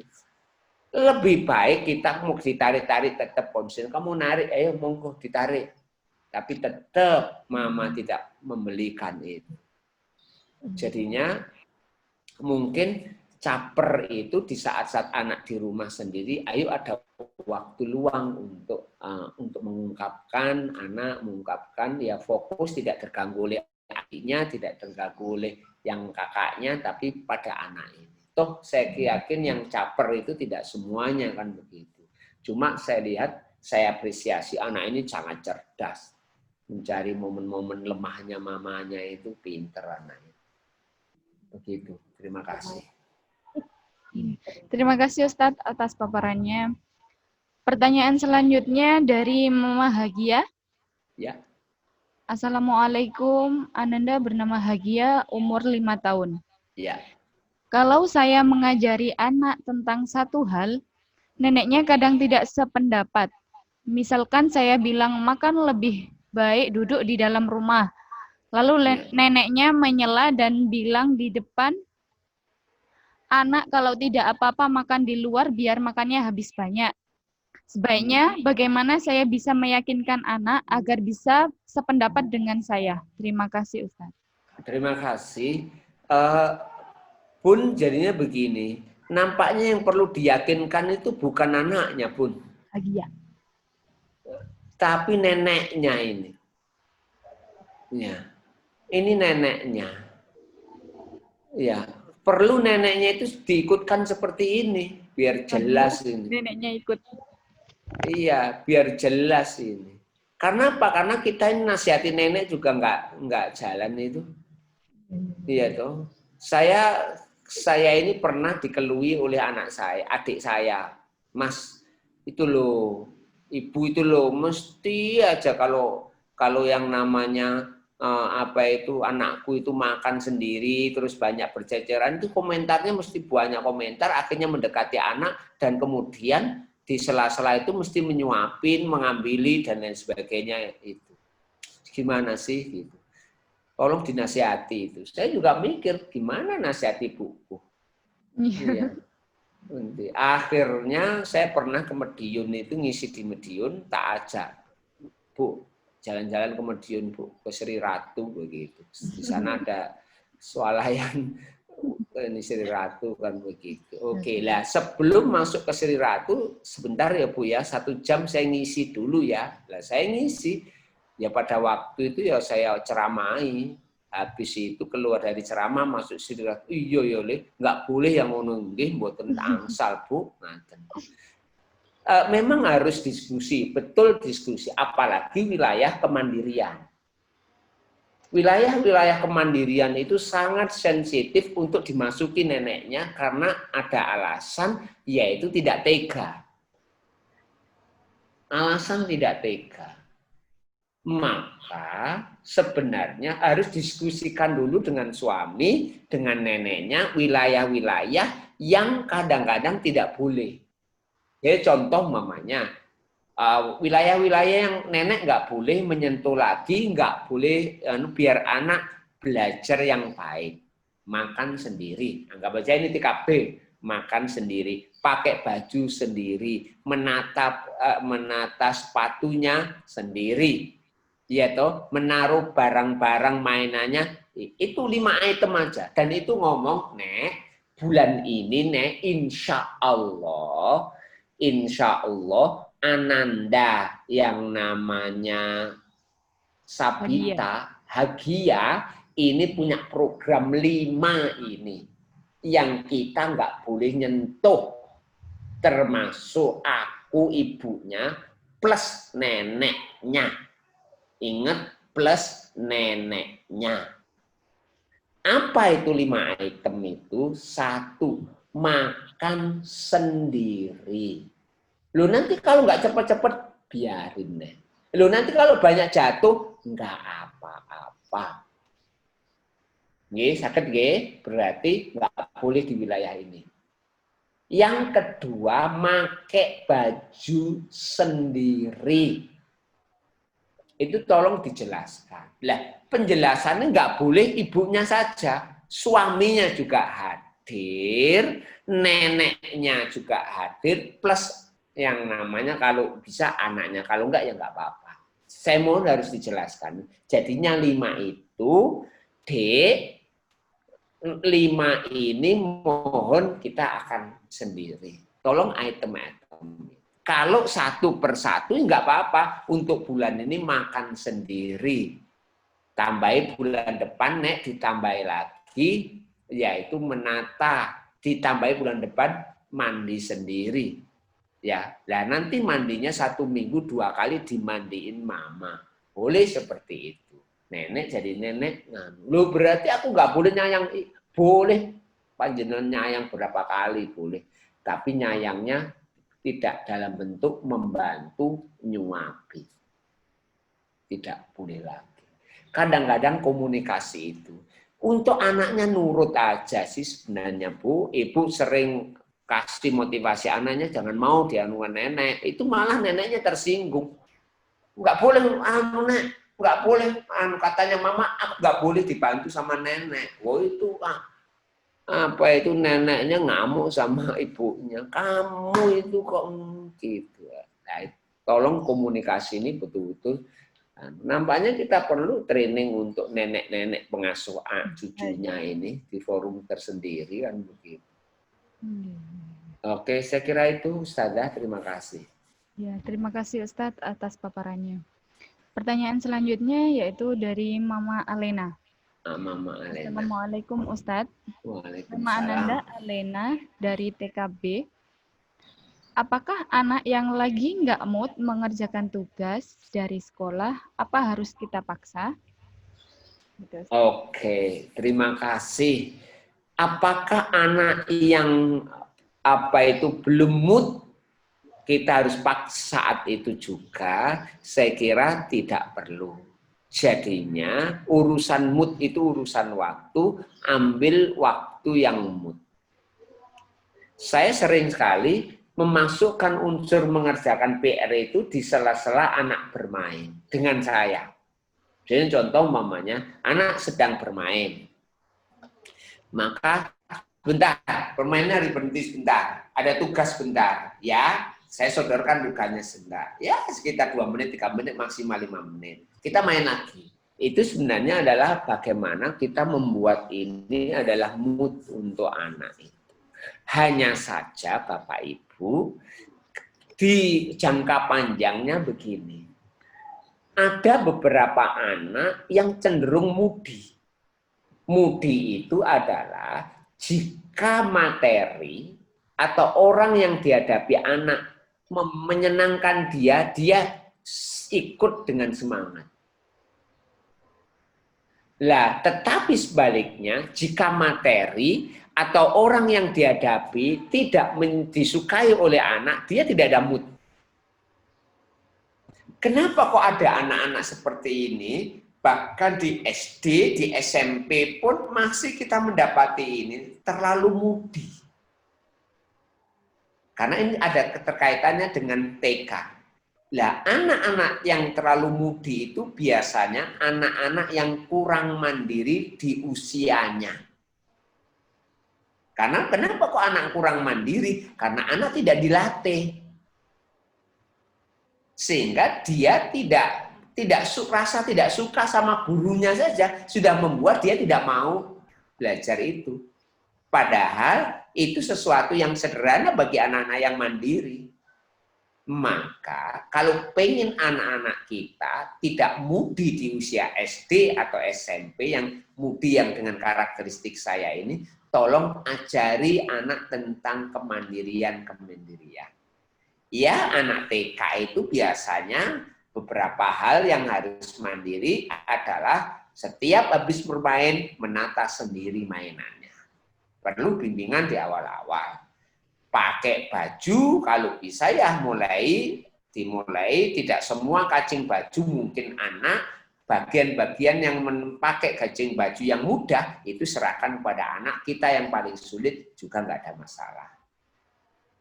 Ya itu, dan itu banyak hal-hal yang namanya checklist kemandirian untuk anak usia 2 tahun sampai 2,5 itu apa, 2,5 sampai 3 tahun apa, 3 tahun sampai ini, tolong Bunda semuanya baca, ini penting, ini buku ini kecil, judulnya Tuntas Kemandirian. Saya kemarin kebetulan ngisi materi Tuntas Kemandirian, makanya bukunya masih dekat dengan saya. Ini bukunya. Bisa dilihat ya gambarnya ini. Kebetulan dekat karena sedang saya baca kemarin ngisi Tuntas Kemandirian. Ini bagus sekali. Supaya tidak moody nanti. Ya mood untuk anak TK masih normal lah. Tapi ada anak SD kok moodnya itu seperti anak TK, nggak apa itu, nggak ketemu, nggak suka. Bisa dia nggak mau masuk kelas gara-gara yang dihadapi guru yang nggak disukai atau pelajaran yang agak sulit, itu moody. Tapi kalau materi disukai, guru yang disukai, begitu semangat, begitu menggebu-gebu, kok nggak imbang sih? Kemarin matematika males, tapi sekarang SBDP semangat sekali. Kok terlalu jauh itu jaraknya, itu tanda-tandanya moody. Saya kira itu, terima kasih. Terima kasih Ustadz atas paparannya. Pertanyaan selanjutnya dari Mama Ilmu. Ya. Assalamualaikum. Ananda bernama Ilmu, umur 5, kelompok B, maaf. Kelompok B. Anak tipe anak yang mudah mengambek jika diminta untuk mengerjakan tugas atau pekerjaan dari sekolah selalu diiringi dengan ngambek. Sehingga jika kesabaran saya habis, maka saya marah dengan nada tinggi. Tips apa nggih yang bisa saya lakukan untuk melakukan pendekatan terhadap anak saya tersebut? Matur suwun Ustadz. Ya, terima kasih. Tips yang saya sarankan adalah yang pertama, ibu belajar mengontrol dirinya. Ini penting. Jadinya ini juga masalah moody. Beberapa anak yang tidak mandiri, dia itu tidak suka yang namanya mengerjakan tugas. Maka tidak bisa diselesaikan dengan ibu memaksa, marah dengan nada tinggi. Jadi yang pertama yang harus saya sarankan justru ibunya belajar untuk mengontrol emosinya. Ya anak TK kalau nggak mengerjakan PR-nya nggak masalah lah Bu. Nggak seperti anak SMP, SMA, dan anak SD. Biarinlah kadang-kadang itu. Pinter-pinter kita yang merayu mereka untuk mengerjakan. Merayunya jangan sampai dia ditawari hadiah loh ya, dijanjikan hadiah tidak. Tetapi merayunya ya seperti yang saya lakukan tadi, ngajak anak bermain, di sela-sela ajak main, yuk berhenti sejenak, coba kita kerjakan ini. Itu adalah cara ini. Ngajak anak yang namanya apa begitu refreshing ke taman, tetapi bawa bukunya di sela-sela itu mengerjakan. Toh itu adalah sesuatu cara kita merayu anak. Tapi kalau kamu bisa ngerjakan ini loh, nanti saya belikan es krim, tolong hindari itu. Saya mohon dihindari. Begitu. Lah, yang kedua, saya kembalikan lagi, kita sebenarnya anak yang ngambek, yang betul-betul dia tidak mau suka tugasnya, itu juga ciri anak yang kurang mandiri. Ya, saya mohon Bunda, ayo dilihat checklist kemandirian anak di usia TKB ini apa sih? Dan itu tolong dilatih. Karena mengerjakan itu tentu sesuatu yang nggak nyaman. Dan anak yang tidak siap menghadapi ketidaknyamanan, itu berarti anak memang tidak dilatih kemandirian. Melatih anak sesuatu hal yang kemandirian itu banyak yang nggak nyamannya loh Bu. Contoh umpamanya melatih anak untuk menata sepatunya sendiri nggak nyaman. Jadi jangan berharap kalau anak menata mempunyai tugas sepatunya dirapikan aja nggak tuntas, lalu suruh mengerjakan PR di sekolah nggak tuntas. PR itu lebih abstrak daripada tugas menaruh sepatunya pada tempatnya. PR ini lebih abstrak daripada anak itu punya tugas memakai bajunya dan kancing bajunya sendiri. Maka tugas kancing bajunya itu harus dituntaskan, baru tugas PR-nya bisa tuntas. Strateginya begitu. Maka saya mohon latihan kemandirian itu penting.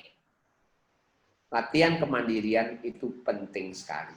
Saya mohon ini betul-betul kita bisa inikan. Oke, gitu Bun. Terima kasih. Terima kasih Ustadz atas paparannya. Pertanyaan selanjutnya dari Mama Rafa. Assalamualaikum Ustadz. Ananda bernama Rafa, kelompok TKA. Bagaimana anak kalau sudah suka main gadget? Tapi waktunya Zoom dengan Bu Guru agak males-malesan. Terima kasih, Ustadz. Ya, terima kasih. Bun, mari kita rasakan. Anak main gadget itu excited loh ya. Bisa 1 jam, bisa 2 jam, walaupun anak TK. Karena apa? Karena endorfinnya itu, ya, itu kesenangan itu terus dikeluarkan. Sementara Zoom itu kan anak hanya nonton, anak hanya kadang-kadang klik. Sementara ketika main gadget itu dia bereksplorasi kemana-mana dan lain sebagainya. Jadinya kalau boleh saya sarankan, saya mohon Bapak Ibu semuanya tolong dikurangi gadgetnya. Dikurangi gadgetnya. Saya mohon itu. Ini anak TK Bapak Ibu, anak TK. Kebutuhan anak TK itu mengeksplor lingkungannya, main, berlari, mencoret, naik tangga, apapun lah, bukan gadget. Supaya motorik halus dan motorik kasarnya tuntas. Ini kebetulan bu guru untuk TK Mujahidin 1 atau 2 ya kemarin. Semuanya itu pernah ikut training tuntas motorik. Dan saya yakin bu guru di sekolahnya paham pentingnya tuntas motorik itu. Training 2 hari khusus mengenai itu. Saya eman saja anak megang gadget. Di mana anak ini harus belajar berinteraksi secara bukan di dunia maya, ya, bukan di dunia maya. Mereka harus belajar dulu cara berinteraksi kontak mata di dunia real, baru nanti kontak mata di dunia maya. Supaya apa? Supaya anak kita tetap menjadi makhluk sosial. Dan yang kedua tentu motoriknya. Oke, Bunda. Saya akan yang namanya coba melihat beberapa checklist kemandirian untuk anak 4 tahun sampai 5 tahun ya. Saya sharekan ya biar ini kebetulan saya sudah buka ini. Mohon maaf ini tadi di slide yang berbeda ini soalnya. Nah, bisa sudah kelihatan itu Bunda? Coba kita lihat.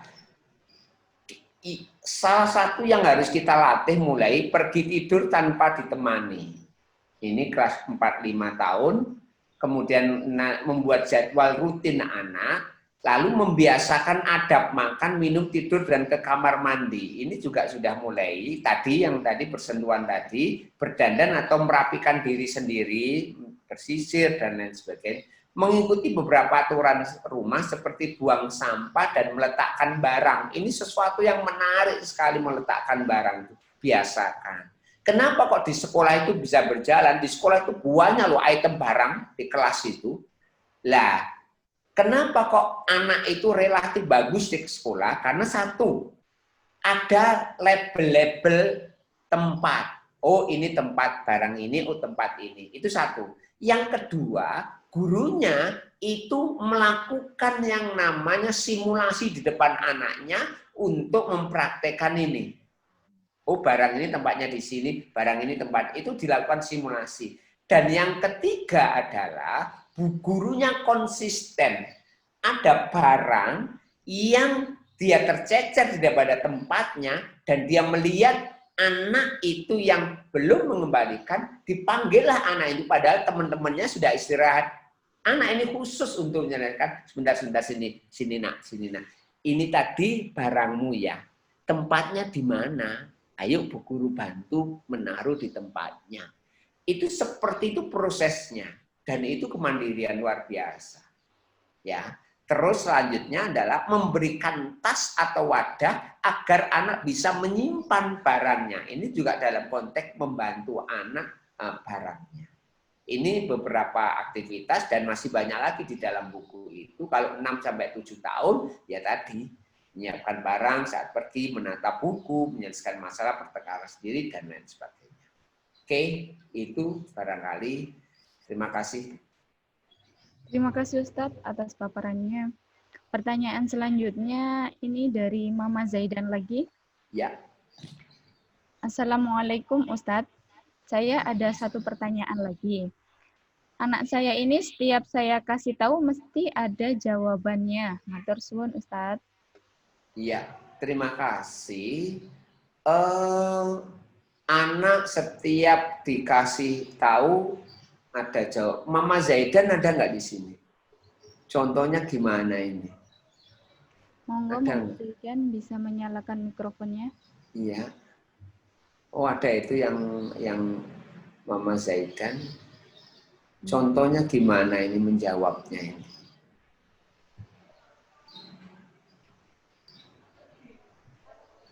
Mama Zaidan? Nggak ada? Iya. Oh. Halo, G. Halo. Ya. Contohnya Ustaz, saya larang apa gitu, Ustaz?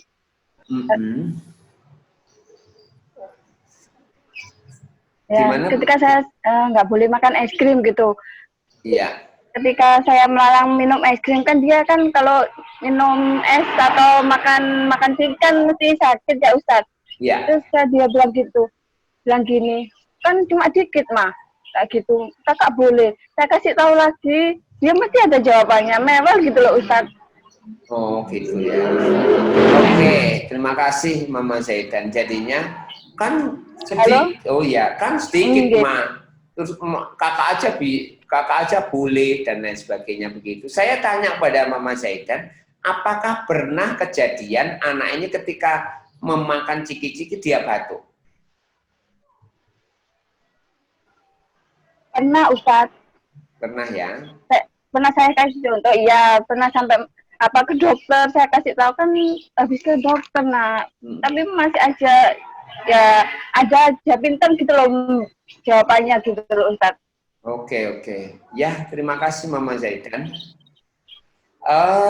Pertama, kalau saya bersyukurlah anaknya itu pinter bicara ini. Kelihatannya ono sing ditiru iki soalnya. Ya. Apa niru mamanya atau niru papanya ini. Jadi marketing pinter anak ini. Lah, sekarang mau tidak mau Bapak Ibu terhadap jawaban-jawaban itu bukan berarti yang namanya jawaban anak itu sedang menolak kita loh, sama sekali tidak. Tetapi dia berusaha ingin supaya mamanya itu membolehkan. Ayo kita lihat dari perspektif itu, ini anak itu tidak berhenti, tidak mau berhenti usahanya, itu harus disyukuri. Dan loh, kok makan ciki-ciki lagi, cuma sedikit loh, kan begitu. Kemudian jawab, loh sedikit tapi tetap sakitnya, iya tapi kakak anu kan, begitu. Terus kemudian mamanya ngomong, lah kakak kalau makan ciki kan nggak masalah, kemarin kamu makan ciki ke dokter, begitu. Nah, kita tetap menjawab, cuma yang penting actionnya. Apa actionnya? Cikinya diambil. Jadi sambil menjawab itu cikinya diambil. Jadinya, lo makan ciki lagi, ini cuma sedikit, coba lihat cikinya. Begitu. Terus, kemudian sedikit banyak membuat kamu sakit, tapi kakak boleh toh, iya kakak nggak apa-apa salah, tapi cikinya tetap di ini. Tidak. Jadinya mohon maaf, cikinya tidak. Sudah kita ambil itu. Jadinya jangan hanya perang mulut saja, tapi action kita itu nggak jalan. Karena targetnya adalah anak ini tidak melanjutkan itu. Dan tidak melanjutkan biasanya bagi anak TK sulit dengan omongan. Harus dengan action. Tapi dengan halus, coba lihat-lihat cikinya. Gitu. Kemudian kita mohon maaf tidak ada ciki. Lo sedikit loh. Sedikit atau banyak membuat kamu sakit. Kita begini. Lo kakak, karena kakak tidak sakit. Tapi kakak pun sudah mama kurangi. Mamanya, iya, nggak masalah. Kamu marah kepada mama, nggak masalah.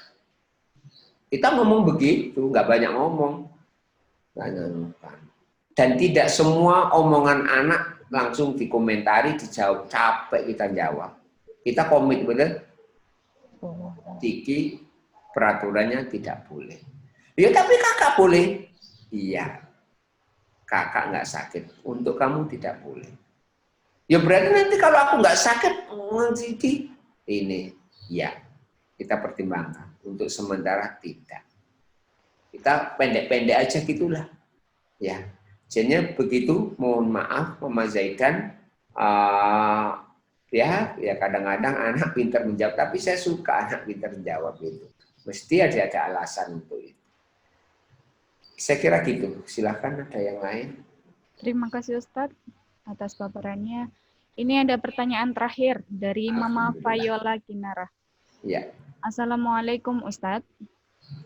Fayola dari kelompok A. Bagaimana caranya mendampingi anak belajar di malam hari dapat dikatakan efektif karena orang tua bekerja? Mohon advice-nya nggih, matur suwun. Ya, terima kasih. Kalau orang tuanya bisa mendampingi anak belajar di malam hari, lalu pagi hari dengan siapa? Itu sebuah tantangan. Tapi saya berharap pagi hari ada orang yang mendampingi neneknya atau mbaknya. Tapi kalau neneknya atau mbaknya, saya mohon diajari detail. Mbak, nanti Mas jam 7 buka Zoom-nya 30 menit ya. Kamu bantu buka Zoom-nya, setelah itu Zoom-nya dimatikan. Hari ini belajar tentang pasar-pasaran.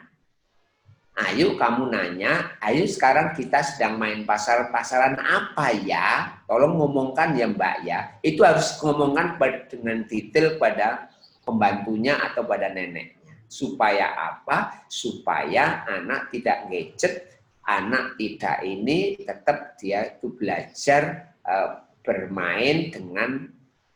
Lah urusan malam sudah tidak perlu ditarget-target yang muluk-muluk pun, ya kan? Lebih pada yang namanya aspek-aspek bukan pelajaran-pelajaran yang ini, tetapi ya aktivitas yang santai, yang mendekatkan kita dengan anak, tapi ada unsur belajarnya. Tapi kalau memang, ngajinya kita fokuskan malam, kalau bisa ngaji usahakan habis maghrib ya, jangan habis isya. Oke, habis isya, habis maghrib, lalu waktunya ya maksimal 15 menit lah untuk ngaji. Saya menghadapi anak saya yang ngaji, umpamanya yang ngaji 2 halaman itu saya seling-selingi dengan main lempar tangkap bola. Ayo main dulu. Setelah kira-kira 5 menit main, baru saya sodori setengah halaman buku. Itu TKB pada waktu itu. Setengah halaman buku, kemudian main lagi. Habis main lagi 5 menit, saya sodori lagi. Sekitar 3 menit nggak ada, setengah halaman lagi. 2 halaman itu akhirnya tuntas dengan disela-selai main. Ya karena anak-anak sukanya main. Kalau anak putri, karena kebetulan saya nggak punya anak putri, nggak punya pengalaman ini, mungkin pasar-pasaran boleh, mungkin main dakon boleh, tetapi di sela-sela main sodorkan bukunya. Saya kira itu. Terima kasih Bunda. Assalamualaikum warahmatullahi wabarakatuh. Waalaikumsalam warahmatullahi wabarakatuh. Terima kasih Ustaz. Terima kasih Ustadz atas paparannya. Terima kasih banyak Ustadz Dr. Anjas Miftahul Jinan atas ilmu yang diberikan. Mudah-mudahan materi yang sudah disampaikan bisa bermanfaat dan bisa mengaplikasinya dengan sebaik-baiknya. Terima kasih juga kepada Bapak, Ibu, Ayah, Bunda yang dirahmati Allah yang telah mengikuti acara parenting pada pagi hari ini sampai selesai. Terima kasih, kurang dan lebihnya saya mohon maaf. Assalamualaikum warahmatullahi wabarakatuh. Selanjutnya saya kembalikan kepada Ibu Nurul Ain.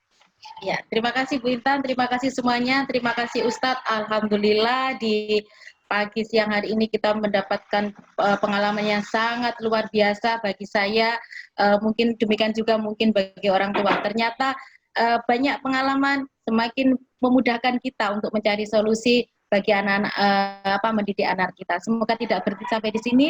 Kita akan lanjut untuk materi-materi yang siap apapun orang tua inginkan, kami bersedia bersama Ustadz Jinan, Ustadz Jinan ya, dengan tema dan materi yang berbeda. Begitu. Kurang lebihnya mohon maaf. Terima kasih semuanya. Semoga Allah meridhoi apa yang kita lakukan kali ini dan menambah kekuatan kita untuk mendidik anak-anak kita sesuai dengan perkembangan yang tadi disampaikan oleh Ustadz Jinan. Bila taufik wal hidayah. Assalamualaikum warahmatullahi wabarakatuh.